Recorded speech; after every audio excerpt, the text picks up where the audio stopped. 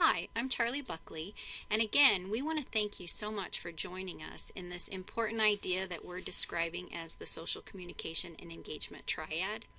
We are so excited that you have all decided to participate as part of teams because we know that communication is everyone's job, but we also know that supporting communication for students who struggle to communicate is a really difficult job.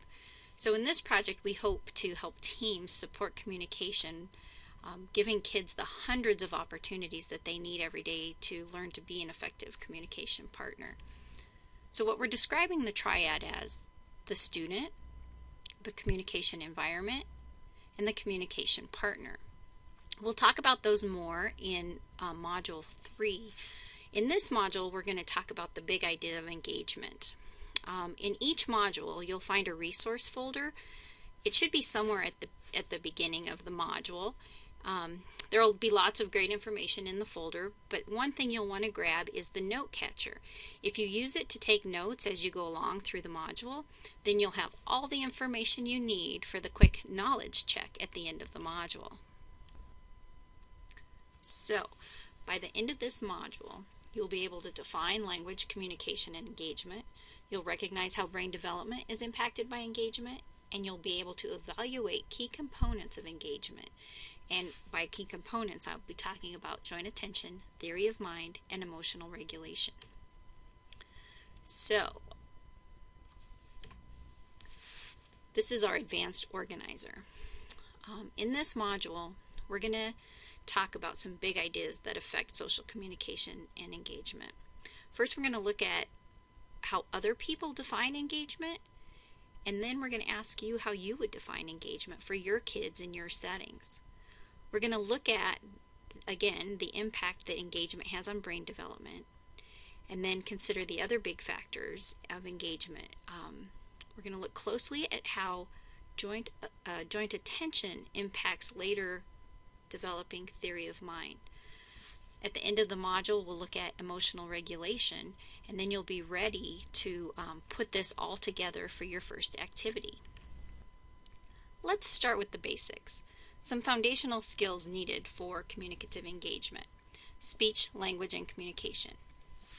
Speech is the motor act. It's how we verbally communicate with others. It's the sound combinations, voice quality, intonation, rate, fluency. You know, all the things we produce with our mouth and our voice. We don't always use speech to communicate. As a matter of fact, much of our communication is nonverbal, and we're going to talk more about that in Module 4.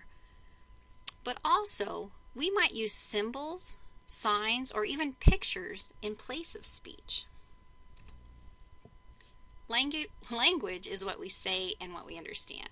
It's what we read and what we write. Language is how we communicate using gestures or signs or symbols that represent those words and ideas. And interestingly, language has socially shared rules. For example, we all know that the word star can mean a bright object in the sky or a celebrity. We know that if I change the word from friend to friendly, that has completely different meanings. Language is also how we put words together to make meaningful sentences, and then how we use those sentences in different situations. And that's where we start really talking about social language. So communication then is, as they say, where the rubber hits the road. It's the process of exchanging information and ideas with each other, and we use speech, language, and nonverbals like gestures, facial expressions, and symbols, but it's all of that to share ideas and experiences. But in order to communicate, and especially to learn language and communication skills, we have to be engaged. We have to be engaged in that extended reciprocal interaction where my turn is contingent on your turn, and then your turn is contingent on my turn, and so on and so on. It's in these extended interactions that we learn language, and we have the opportunity to learn all of those subtle social cues that are required for effective communication. So let's talk about engagement. There are many ways to define engagement, and engagement likely looks different in different settings with different people. So what we're going to do next is present some descriptions of engagement, And then we're going to have you and your team describe what engagement looks like for you and your students. So this first model of engagement comes from the United Kingdom. The Specialist Schools of Academies and Trust and INET suggest that engagement is a journey which connects a child with their environment, and it includes people, ideas, materials, and concepts. They use 7 indicators to define engagement. And I've put more information about this resource, about this model in your resource folder, but let me run through the 7 indicators of engagement. The first is awareness, and this is the child's ability to show response. So it's really the beginning of recognizing the other person. The next one is curiosity. This is what they would describe as the need or desire to explore, to know more or want to learn more or make connections with someone or something. Investigation is where the child is actively trying to find out more about an activity or experience. Discovery is the light bulb moment, where an experience causes a realization, a surprise, or even an excitement. Anticipation can be described as what happens when we expect or predict something based on our previous knowledge or experience. Persistence, that's the sticking with it. It's that continued effort or perseverance or determination, that refusal to give up. And finally, initiation.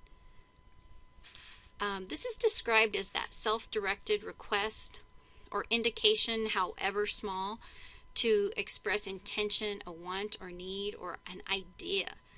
This is my favorite of the 7 because if we think about it, when a child initiates, there is such a great opportunity for that rich extended engagement that we talked about.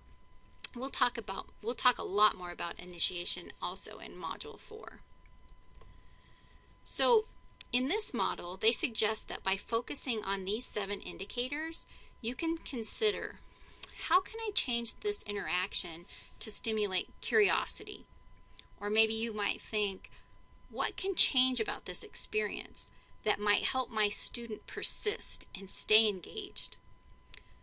So think about these words that are used for this model of engagement and compare them to the next 2 models that we'd like to present.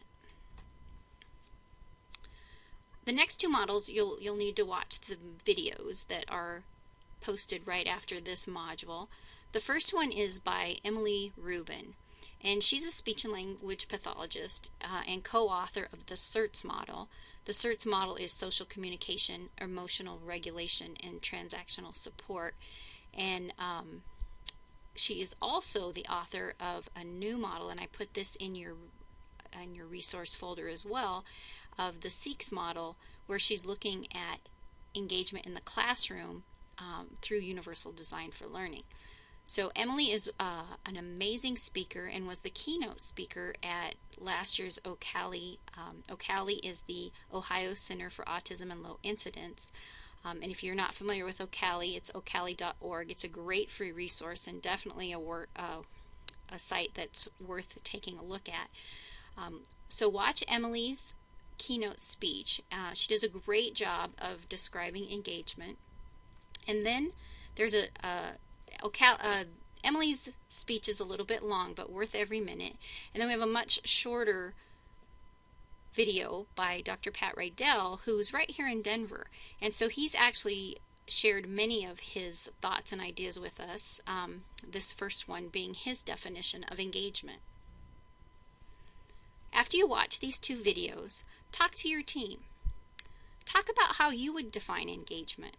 What words would you use? What does engagement look like for your students? And most importantly, what would that extended engagement look like, where my turn is contingent on your turn and the reciprocity and that really dance of engagement happens? For your first post, think of times when your students were successfully engaged. What words would you use to describe engagement? Everyone needs to post their own thoughts on this, even if the team is all in agreement on what you guys think engagement looks like. After that, I would like you to watch one more video. Actually, we have lots more videos, but one more video before the next post. This video is just a short video that talks about brain development and engagement, and it really builds on a lot of the ideas that Emily presents.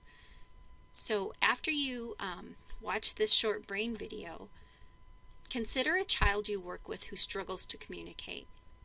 How do you think pruning has impacted his communication skills? So in the video, they'll talk about pruning, and it'll really be a great opportunity to start thinking about how engagement impacts brain development. And that